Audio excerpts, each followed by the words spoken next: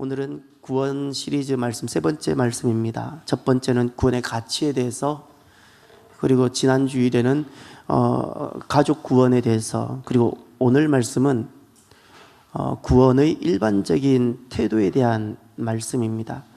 교회 안에서 만나는 성도들이 구원에 대해서 갖는 일반적인 태도에 대한 말씀입니다. 권사님들을 만나보면 이런 말씀들을 합니다. 집에서 이제 밥을 해 먹는 것이 조금 귀찮다고 그런가요? 아마 나이가 들면 이렇게 몸이 움직여지는 것이 힘들고 아마 그런 것 같아요. 못해서가 아니라 좀 불편하다고 그런 것 같아요. 여러분, 집밥이 좋으십니까? 외식이 좋으십니까? 집밥이 좋으십니까? 집밥이 좋으신 분들을 축복합니다. 집에서 밥하기를 믿음으로 하시는 분들을 축복합니다. 예수님께서는 집밥을 좋아하셨을까요? 외식을 좋아하셨을까요? 예수님은 외식을 싫어하셨어요. 외식을 싫어하셨어요. 예수님은 왜 외식을 싫어하셨을까요? 예수님께서 바리새인들의 외식을 주의하라고 제자들에게 말씀하셨지요. 그때 그 외식이란 도대체 무엇일까요? 그냥 있는 척하면, 믿는 척하면 외식일까요? 아니요, 더 본질이 있어요. 그것은 드러나는 외모이고요. 예수님께서 외식을 주의하라, 바리새인들 같은 외식을 주의하라 하셨을 때 그 외식은 더 본질이 있는데 그것은 구원입니다. 구원과 관계없는 삶을 사는 것. 그가 바리새인일 수도 있고, 그가 오늘날 목사일 수도 있습니다. 그가 재직일 수도 있고, 그가 찬양 대원일 수도 있습니다. 그가 오늘날 이렇게 비 오는데 차량 봉사도 할 수도 있습니다. 그런데 중요한 것은 구원과는 아무런 관계가 없는 삶을 사는 거예요. 구원과 관계없는 삶, 이것이 외식입니다. 예수님께서 그때 제자들 앞에 이렇게 말씀하셨어요. 여러 해 물건을 많이 쌓아둔 부자에 대해서, 지혜로운 부자이지요. 여러 해 내 다가올 미래를 대해서 준비한 여러 해 쓸 물건을 쌓아둔 부자에 대해서 도리어 어리석다라고 책망하셨어요. 왜 예수님은 여러 해 다가올 나의 미래를 준비한 이 지혜로운 부자를 도리어 책망하셨을까요? 어리석다고? 나의 내일은 준비하면서 구원은 준비하지 않았기 때문에 그래요. 결국 구원입니다. 구원은 준비하지 않고 내일만 준비했기 때문에, 나의 모레만 준비하니까 그게 어리석은 거예요. 사람들은, 예수님께서 이렇게 말씀하셨어요. 사람들 보니 몸을 너무너무 염려하고 목숨을 너무너무 염려하며 살아가요. 왜 그렇게 몸을 염려하고 목숨을 염려하며 살아갈까요? 그들이 염려를 하라 말라 이거보다도 예수님 눈에 보이는 것은 그들은 몸은 그렇게 염려하고 목숨은 그렇게 염려하면서 예수님 눈에 비치는 사람들의 모습은 구원은 염려하지 않아요. 구원은 생각하지 않아요. 구원은 생각하지 않고 살아가요. 바리새인의 모습, 외식의 모습은 다른 것이 아니고 신앙적인 모습을 많이 갖출 수 있습니다. 그런데 구원은 갖추지 않는 것이 외식이고요. 나의 내일에 대해서 준비를 많이 해둘 수 있습니다. 그런데 구원을 준비하지 않는 것이 외식이고요. 몸도 생각하고 목숨도 생각하는 것은 귀합니다. 그럼에도 불구하고 구원을 생각하지 않는 것이 외식입니다.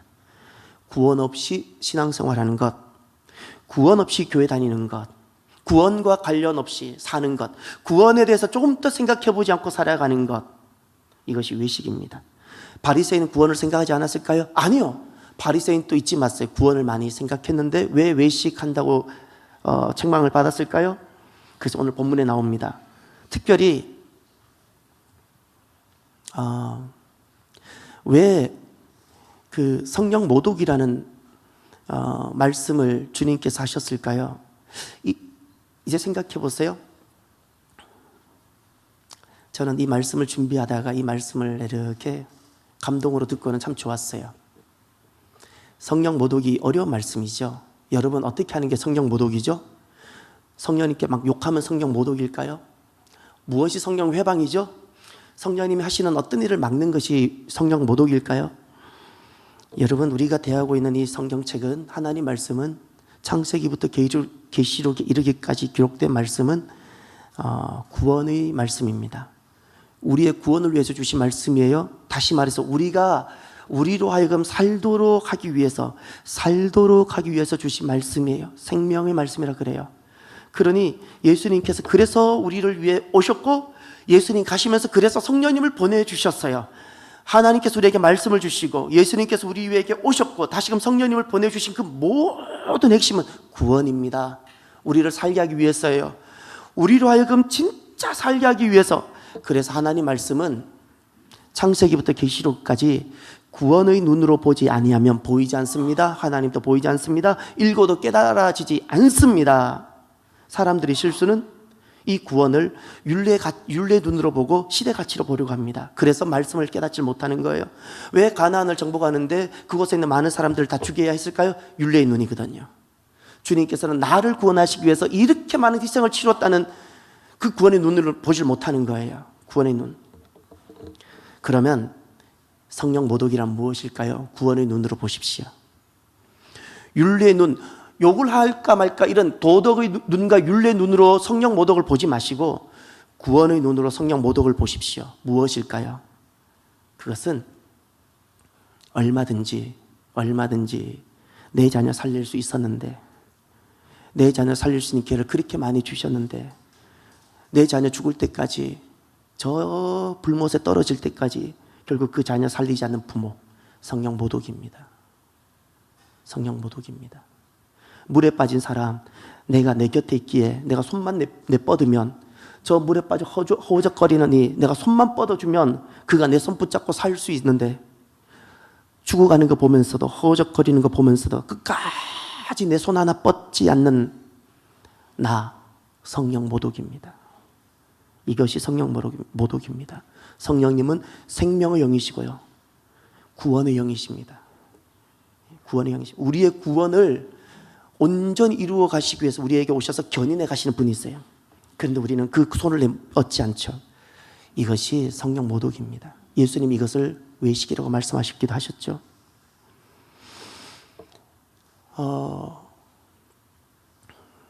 우리가 계속해서 구원의 말씀을 이어서 보게 되어서 참 기쁘고 감사한데, 우리가 이런 시간들을 통해서 우리 안에 구원에 대한 태도와 구원을 접하는, 구원을 이루어가는 우리의 삶의 자세가 갖추어지고 회복되어지기를 바랍니다. 오늘 주님께서 구원은 좁은 문이다 말씀하셨어요. 이제 23절, 24절을 잠깐 볼까요? 어떤 사람이 여짜오되 주여 구원을 받는 자가 적으니까 그들에게 이르시되, 시작.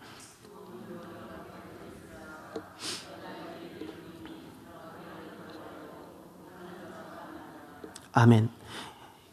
예수님께서 지금 3년 정도의 모든 공생애를 마무리하시고 지금 이제 마지막 십자가를 지시기 위해서 갈릴리에서부터 예루살렘으로 상경하는 중에 있었던 말씀입니다.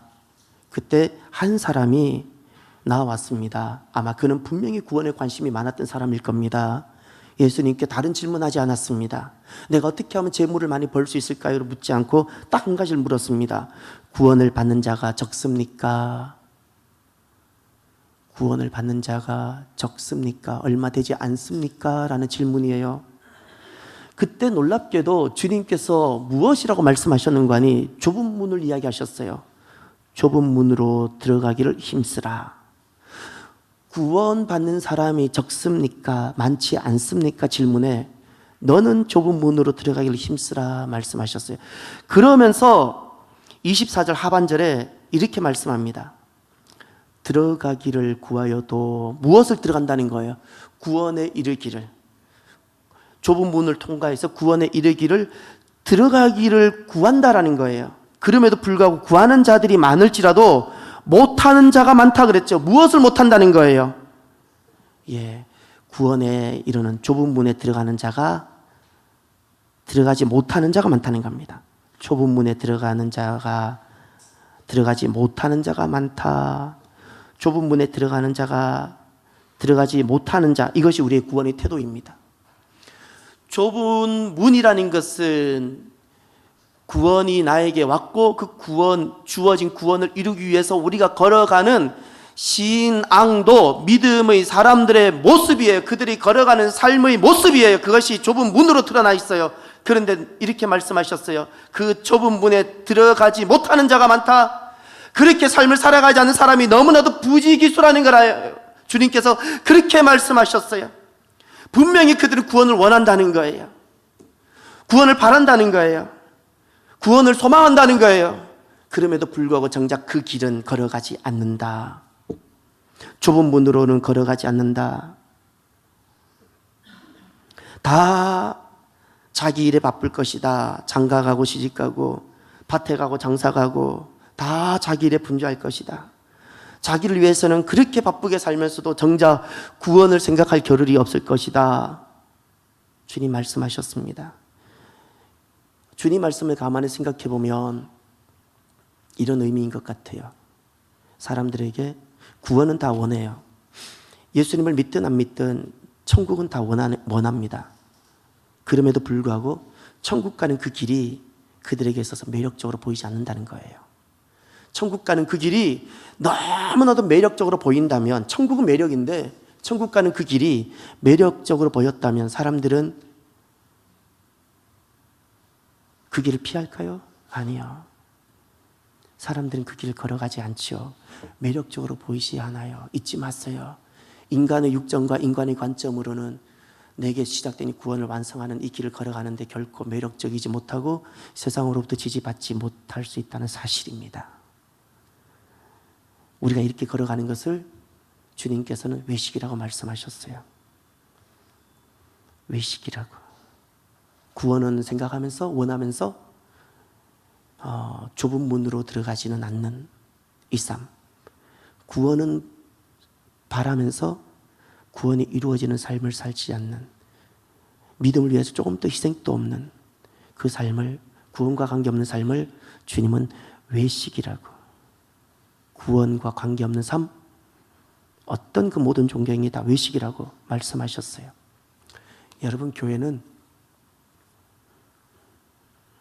우리가 교회를 이루고 있죠. 천국 가면 참 많이 오늘날 이 땅에서 생각했던 거랑 역전이 일어나는 것이 많을 것 같아요. 천국 가면 이 땅에서는 좀 가찮게 여겨졌던 것이 참 천국 가면 그것이 얼마나 귀한 것이었는가를 깨닫게 되는 것이 참 많을 것 같아요. 교회 가치도 마찬가지예요. 여러분, 우리가 교회 이루고 있죠? 교회는 내가 구원받은 기쁨, 내가 그 구원 때문에 내가 갖고 있는 그 감격, 여러분 지난번에 말씀드렸죠. 우리가 천국 가는 길, 그것이 감사하고 감격스러워서 내가 나오는 거예요. 그리고 함께 잠깐 모이는 거예요. 우리가 얼만큼 모일 것 같아요? 우린 잠깐 모여요. 그리고 잠깐 후면 우린 천국에서 다시금 만나요. 천국에서. 이것이 교회예요. 우리는 잠깐 나그네 길에 동반자입니다. 나그네 길에 잠깐 동반자예요. 그래서 이 말씀을 딱 접하는데 제게 하나 스스로 고백하게 하는 것이 있어요. 아, 그래. 목회하다가 시험 들지 말아야지. 여러분, 목사가 제일 시험 들기 쉬운 것이 딱 제가 볼 땐 두 가지예요. 자녀 문제. 목사님들이 처음에 다 거룩한 마음으로 시작했다가 이렇게 보면 목사님들이 마지막에 좀 많이 달라지는 이유들이 보면 거의 대부분 자기 자녀들이 문제 때문이에요. 제가 볼 땐 그래요. 또 하나가 재정 문제 때문에. 목사님들이 그 선한 마음 때문에, 그 선한 마음으로 시작하셨다가 그 조그맣게 타협했던 것이 나중에는 크게 변질되어져 버리는 것을 보게 되어져요. 제 눈에는 그렇게 보였어요. 제 눈에는. 저는 그런 모습을 보고 제 자신을 많이 돌아보게 됩니다. 그분들은 저보다도 더 귀한 분들이었고 더 귀한 일들을 하셨는데 그런 모습을 보면서 시험 들지 말아야겠다. 천국 가는 길인데 시험 들지 말아야겠다. 왜 시험 들지 않을 수 있을까요? 여러분, 천국이 없으면 시험 들어도 돼요. 싸워야죠. 그런데 무엇이 구원이 우리에게 있잖아요. 그렇지 않나요? 구원이 있잖아요. 천국이 있잖아요. 우린 이곳에서 잠깐 나그네로 천국 가는 길을 걸어가잖아요. 그러면 때로는 내가 자녀 때문에 마음이 아플 수도 있고 때로는 여러 가지 어려움도 올 수도 있고 그런데 다 이겨낼 수 있어요. 왜죠? 구원이 있잖아요. 여러분 구원은 모든 것을 이기는 능력입니다. 지금 또 세계에서 가장 크고 좋은 병원들이 한국에 있는데 중환자실을 가보세요. 여러분 못지않게 저는 너무나도 많은 병원의 중환자실과 장례식장을 다닌 사람이에요. 지금도 중환자실에 있는 그 사람들은 우리가 하찮게 보내는 이 하루를 일주일만 더 나를 살게 한다면 나에게 침을 뱉어도 좋고 내 재산의 반을 가져가도 좋고 내 뺨을 때려도 좋고 그래도 그들은 시험 안 들어요. 왜죠? 구원 때문에, 생명 때문에. 이게 진짜 생명을 가지고 있는 사람의 태도예요. 태도라고요. 어떤 일이 침 뱉는다고 속상하고 같이 침 뱉고 싸우고 왜요? 내게 구원에 대한 문제가 정리되지 않았기 때문에 그래요. 정리되지 않았기 때문에. 정리되지 않았기 때문에. 구원은 모든 것을 이기는 능력입니다. 우리는 그래서 교회를 이루는 거예요. 저는 이 목사님이 생각났어요. 공산당에게 아들 2명을 잃었죠. 시험 들어야죠. 그것을 어떻게 이기셨나 많이 생각해요. 저는 제가 같은 목사잖아요. 그런 일은 제게 적용하고 싶진 않지만 그런 일이 내게 이루어졌다면이라고 생각을 해봐요. 어떻게 그분은 이기셨을까? 그 아픔을. 그분은 시험 들지 않고 도리어 그 원수 같은 그 사람을 입양했지요. 입양했지요. 왜 시험 들지 않았을까요? 성품이 좋아서? 아니요. 구원 때문이요. 천국 때문인 줄 믿으시길 바랍니다. 구원 때문이요. 천국 때문에. 그래서 주님께서 말씀하십니다. 좁은 문으로 들어가기를 힘쓰라. 아멘입니까? 힘쓰라고. 시험 들거든요. 넘어지거든요. 힘쓰라고.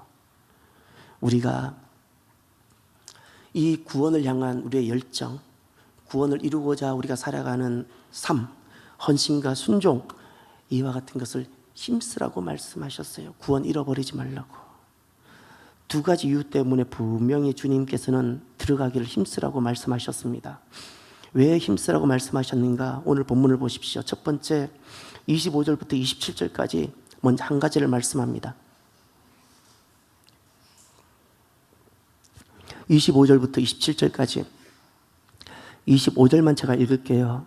집주인이 일어나 문을 한 번 닫은 후에 너희가 밖에 서서 문을 두드리며 주여 열어주소서 하면 그가 대답하여 이르되 나는 너희가 어디에서 온 자인지 알지 못하노라 하리니. 아멘. 똑같은 말씀이 26절, 27절에 또 반복됩니다. 26절과 27절은 내용이 더 구체적이에요. 그런데 왜 우리가 좁은 문으로 들어가기를 힘써야 되는가? 잊지 마세요. 한 번 닫히고 나면 다시 열리지 않습니다. 이것이 구원이에요. 다시 열리지 않아요. 그때는 읍소해도 안 되고 호소해도 안 되고 두드려도 안 됩니다. 두드리면 열리죠. 그러나 닫힌 후에는 열리지 않아요. 더구나 알지 못한다고까지 말씀하셨고요. 예. 무엇이 주님을 아는 것인가? 구원 안에 있는 것만이 주님 아는 겁니다. 그리고 더 놀라운 사실은 여러분 무엇이 악행일까요? 내가 얼마나 악을 저질러야 내가 악행자일까요? 내가 지존파처럼 살아야 악행자일까요? 27절을 보세요. 27절 그가 너희에게 말하여 이르되 나는 너희가 어디에서 왔는지 알지 못하노라. 다 같이 악행하는 모든 자들아 나를 떠나가라 하리라. 아멘. 악행하는 모든 자라 그랬죠. 이 악행하는 자란 누구일까요? 얼마나 죄를 많이 지은 자일까요? 아니요. 구원의 여망이 있고 구원의 가능성이 얼마든지 주어져 있었는데 끝까지 문이 닫히기까지 구원에 대해서는 생각하지 않고 몸은 염려하고 목숨은 염려하면서 구원에 대해서는 생각도 하지 않고 저렇게 죽어가는 사람 보면서도 손 하나 뻗지 않고 살아가는 바로 그거. 그게 악행이라고 주님 말씀하셨어요. 악행. 구원과 관련 없는 모든 종교적인 행위는 악행입니다. 악행입니다. 구원과 관련 없는 교회에서의 모든 섬김 악행입니다. 내가 할 수 있고 내가 좋아하기에 하는 것은 악행입니다. 악행입니다. 내가 좋아서 교회에 일은요, 내가 좋아서 하는 것도 아니고 교회에서 하는 모든 것은 구원을 이루기 위해서 내가 사명을 하는 거예요. 아멘입니까? 또 하나, 왜 힘쓰라고 했는가? 한 번 다치면 열리지 않기 때문에 힘써야 되고요. 또 하나, 28절부터 29절에 또 한 가지가 나옵니다. 28절부터 29절 함께 보시겠습니다. 너희가 아브라함과 이삭과 야곱과 모든 선지자는 하나님 나라에 있고 오직 너희는 밖에 쫓겨난 것을 볼 때에 거기서 슬피 울며 이를 갈리라. 사람들이 동서남북으로부터 와서 하나님의 나라 잔치에 참여하리니. 아멘. 두 번째는 슬피 울며 이를 갈지 말아야 하기 때문입니다. 사람이 죽으면 두 가지를 놀라게 될 겁니다. 모든 사람은 사람이 죽으면 두 가지를 놀랄 텐데 먼저 놀랄 것은 죽었는데 살아있다는 것에 놀랄 겁니다. 사람은 죽으면 끝이라고 생각해요. 그래서 심지어 자기 생명을 자기가 해보기도 하죠. 너무 고통스러우니까 끝내보려고. 차라리 그렇게 해서 끝이 난다면 그렇게 해도 되는데 죄송하지만 끝이 안 나요. 죽어도 살아요. 죄송하지만. 죽었는데 살아있다는 것에 첫 번째 놀라고, 두 번째는 천국과 지옥을 눈으로 보게 되어져요. 누구는 아브라함과 이삭과 야곱과 더불어 믿음을 지킨 사람들이 하나님 나라에서 천국 잔치에 참여하고 있는 것을 보게 될 것이고, 누구는 상상도 하기 어렵고 입에 올리기도 힘든 지옥의 그 고통과 저주가 있는데 그 고통을 보게 될 거예요. 그것에 놀랄 겁니다. 천국과 지옥이 실체한다는 것에 대해서. 그래서 왜 우리가 이 땅 살아가면서 돈을 벌기 위해 애를 쓰는 것도 아니고, 주님께서 왜 다른 것에 애쓰고 힘쓰라고 말씀하지 않으시고 좁은 문에 들어가기를 힘쓰라고, 구원의 삶을 살기를 힘쓰라고 말씀하셨는 거 아니? 슬피 울며 이를 갈게 되는 지옥이기 때문에, 반드시 이것만큼은 내가 실수해서도 안 되고 잃어버려서는 안 되기 때문에, 구원만큼은 내가 놓쳐서는 안 되기 때문에 주님 말씀하셨습니다. 우리가 살아가면서 마귀는 우리를 너무나도 많이 분주하게 하지요. 우리 마음들을 너무 많이 상하게 하지요. 그래서 우리는 좁은 문으로 들어가야 하는 구원의 삶을 힘써야 되는데 자꾸 잃어버리고 잊어버려요. 오늘 우리가 구원의 삶을 살아가는 데 있어서 어떤 모습을 힘써야 될까요? 끝으로 우리가 이 좁은 문으로 들어가는 이 삶을 힘쓰라고 말씀하셨는데, 이 구원을 이루는 삶의 힘쓸 모습은 어떤 모습일까? 30절을 보세요. 30절. 보라, 나중된 자로서 먼저 될 자도 있고 먼저 된 자로서 나중될 자도 있느니라 하시니라. 아멘. 여기 먼저 된 자라는 개념은 무엇일까요? 나중된 자라는 것은 도대체 무엇일까요? 여러분, 오늘 이 말씀은 22절부터 이어지는 말씀이에요. 먼저 된다, 나중된다. 22절부터 이어지는데 23절에 이 말씀은 왜 시작됐죠? 구원 문제 때문에 그래요. 구원. 그래서 이 30절도 먼저 되고 나중된다는 것은 다르게 해석해서는 안 돼요. 구원에서 해석해야 돼요. 먼저 된다는 것은 무엇인가 하니 구원을 이룬 자를 말하는 거예요. 결국에는 나중된 자로서 먼저 될 자도 있다라는 이 말은, 이 사람은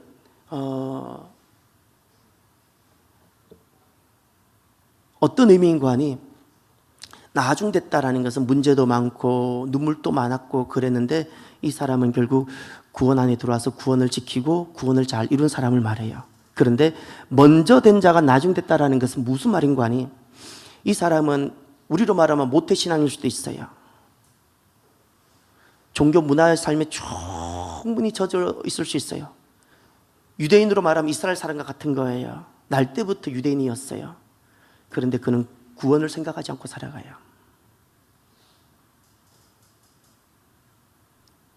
구원을 위해 살아가지도 않아요.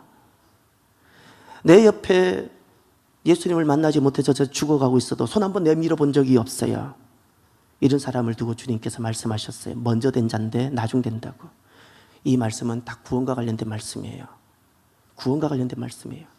그러면 우리가 이 말씀을 경고와 경각심을 주는 말씀으로 마음으로 받는다면 우리가 이 구원에 대해서 가져야 될 태도가 무엇일까요? 12장으로 가보세요. 12장 35절 딱 요 한 절 말씀입니다. 12장 35절 말씀.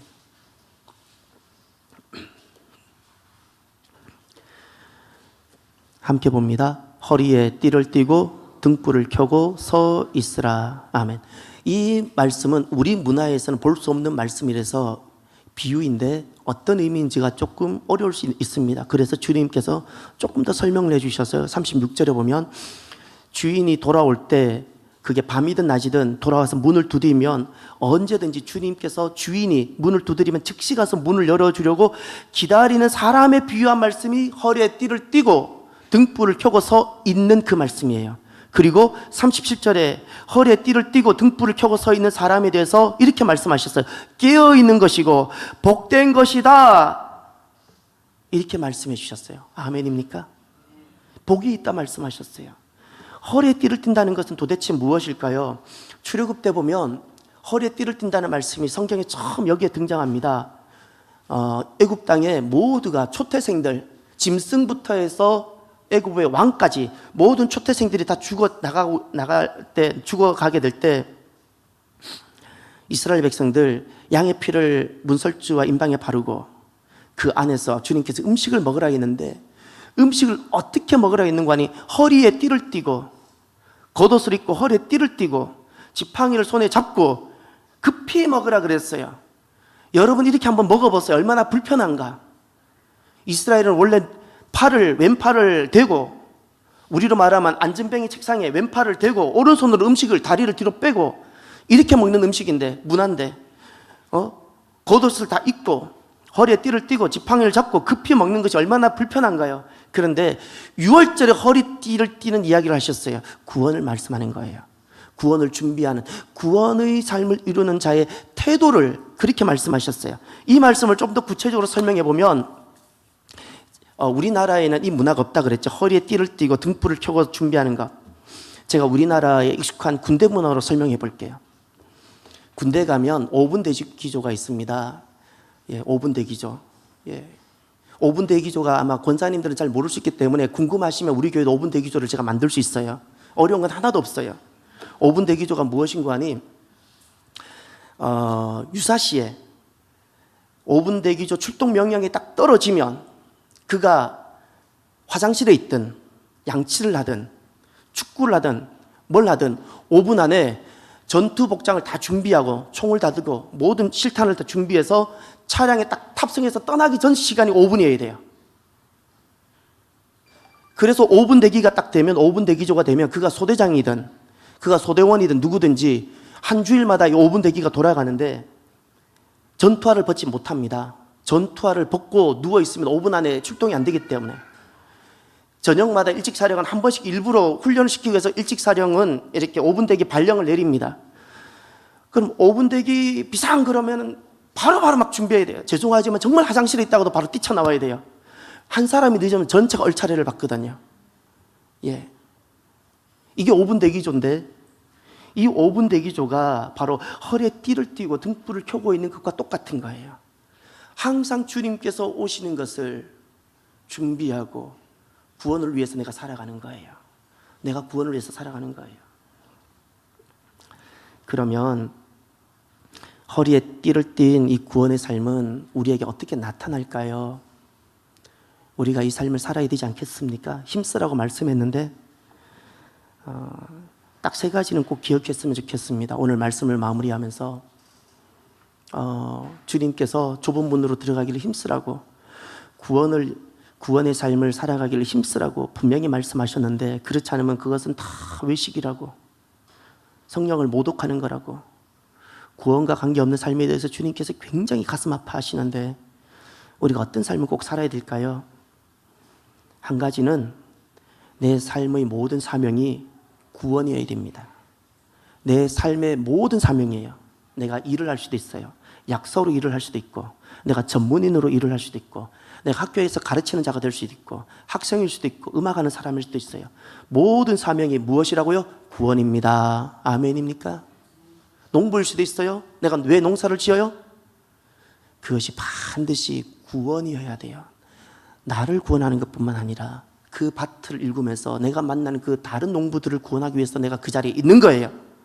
내 삶의 모든 사명이 무엇이라고요? 구원. 이것이 허리에 띠를 띈 자예요. 허리에 띠를, 구원을 위해서 사시길 바라요. 늘 구원을 생각하세요. 내가 먹든지 어디에서 먹든지, 내가 무엇을 마시든지, 내가 어디에서 일을 하든지, 내가 어떤 돈을 벌든지 간에 중요한 것은 구원을 생각하셔야 돼요. 주님께서 이 구원을 생각하지 않고 살아가는 것을 잠잔다 말씀하신 겁니다. 또 하나 꼭 기억하셔야 될 태도가 하나 있어요. 허리에 띠를 띠는, 좁은 문으로 들어가기 위해서 애쓰고 힘쓰는 허리에 띠를 띠는 그 모습은 무엇일까? 전투적인 태도예요. 하나는 삶의 사명이 반드시 구원이어야 된다는 이 태도라면, 또 한 가지는 전투적인 태도예요. 주님께서 분명히 그 말씀하셨어요. 내가 집안에 불을 던지러 왔다 그랬어요. 이게 무슨 말일까요? 주님께서는 하나님 나라를 이루어서 모든 화평을 이루시는 분이신데 왜 불을 던지러 왔다고, 분쟁케 하러 왔다고 그랬을까요? 다른 것은 다 용서해 주세요. 다른 것은 다 용납해 주세요. 그러나 무엇은 용납해서는 안 돼요? 구원이 더디거나 구원과 관계없는 삶을 살아가는 것에 대해서는 용서하지 말라는 거예요. 그때는 전쟁하라는 거예요. 전투적인 태도를 취하라는 거예요. 전투적인 태도. 왜냐하면 다른 것은 희생하고 다른 것은 잃어버려도 괜찮지만 이 영혼의 생명만큼 잃어버려서는 아니 되잖아요. 다른 것은 다 희생해서라도 내가 이것만큼은 지켜내야 되잖아요. 그래서 성도는 단 한 가지는 목숨을 겁니다. 그것은 영혼의 구원을 위해서는 목숨을 걸고 사는 겁니다. 교회는 다른 것은 다 용서하고 다 용납해도 우리 교회요. 예, 저는 우리 교회 여기 와서 이런 이야기도 처음 들었어요. 교회 간판이 눈부시다고 불 좀 꺼달라고. 십자가 그 일부러 제가 그 눈부시지 말라고 제가 위로도 올릴 수 있었는데, 제가 리더십에서 제가 분명히 밝혔어요. 우리 교회 건물이 아름다우니까 교회 건물의 아름다움을 일치시키고, 두 번째 지역 주민들에게도 위화감을 주지 않는, 지역 주민에게도 좋은 것이 될 수 있도록 하고, 그래서 내가 십자가 등도 빛이 바깥으로 나가지 않고 안에서 비치는 반사로 하겠다고 했어요. 그렇게까지 다 했는데 십자가 등불 빛이 보기 싫은 거예요. 민원 들어와요.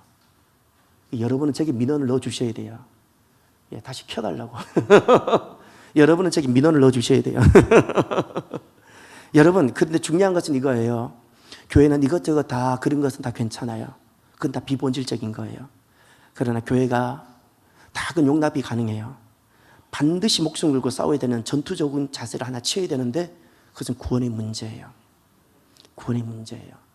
주님께서 친히 다른 것은 다 화평하라 그랬어요. 다른 것은 다 용납하라 그랬어요. 그러나 그것만큼은 집안 사람들조차도 분쟁하라고 말씀하셨어요. 마지막 세 번째,